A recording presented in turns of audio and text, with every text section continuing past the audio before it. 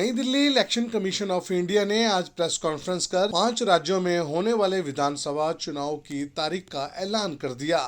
आयोग ने बताया कि वेस्ट बंगाल, असम, पुडुचेरी, तमिलनाडु, केरला में चुनाव निर्धारित चरणों में कराए जाएंगे। चुनाव कार्यक्रम की घोषणा के साथ ही संबंधित राज्यों में आचार संहिता भी तत्काल प्रभाव से लागू हो गई है। चुनाव आयोग ने कहा कि इन राज्यों में स्वतंत्र, निष्पक्ष और शांतिपूर्वक मतदान सुनिश्चित करने के लिए व्यापक तैयारियां की गई हैं।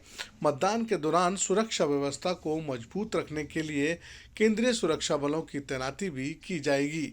आयोग के अनुसार चुनाव प्रक्रिया के दौरान मतदाताओं की सुविधा और पारदर्शिता को प्राथमिकता दी जाएगी।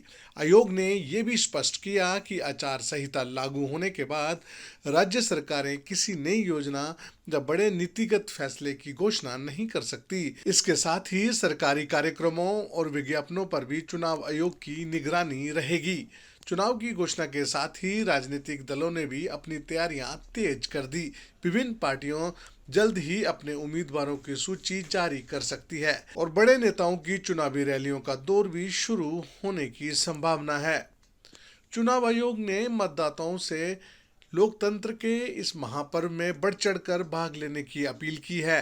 आयोग का कहना है कि सभी मतदाता केंद्रों पर पर्याप्त सुविधाएं उपलब्ध कराई जाएंगी ताकि हर मतदाता आसानी से अपने मताधिकार का प्रयोग कर सके।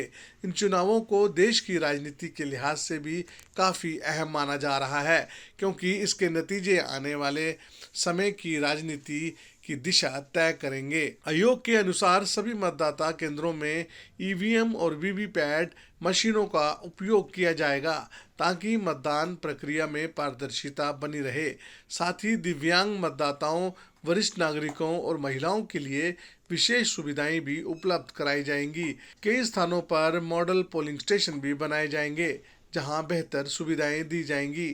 चुनाव आयोग ने बताया कि चुनाव की अधिसूचना जारी होने के बाद नामांकन की प्रक्रिया शुरू होगी। उम्मीदवारों को तय समय के भीतर नामांकन दाखिल करना होगा, जिसके बाद नामांकन पत्रों की जांच और नाम वापसी की प्रक्रिया पूरी की जाएगी। इसके बाद सभी दल और उम्मीदवार अपने चुनाव प्रचार को तेज करेंगे। ममता बनर्जी ने कहा कि उनकी सरकार ने राज्य में विकास, सामाजिक कल्याण और गरीबों के लिए कई योजनाएं लागू की। उन्होंने विश्वास जताया कि जनता उनके काम पर भरोसा जताएगी और एक बार फिर तृणमूल कांग्रेस को सत्ता में लाएगी। चुनाव आयोग के अनुसार असम में इस बार 2 करोड़ से ज्यादा मतदाता अपने मताधिकार का प्रयोग करेंगे। चुनाव को शांतिपूर्ण और निष्पक्ष बनाने के लिए सुरक्षा के कड़े इंतजाम किए जाएंगे और सभी मतदान केंद्रों पर ईवीएम का इस्तेमाल होगा। असम में मुख्य मुकाबला सत्ताधारी बीजेपी और उसके सहयोगी दलों तथा कांग्रेस और विपक्षी गठबंधन के बीच माना जा रहा है। मौजूदा समय में राज्य में बीजेपी के नेतृत्व वाली सरकार है और हिमंत विश्व शर्मा मुख्यमंत्री हैं। चुनाव आयोग के मुताबिक तमिलनाडु में 23 अप्रैल 2026 को मतदान होगा, जबकि 4 मई 2026 को मतगणना के साथ नतीजे घोषित किए जाएंगे।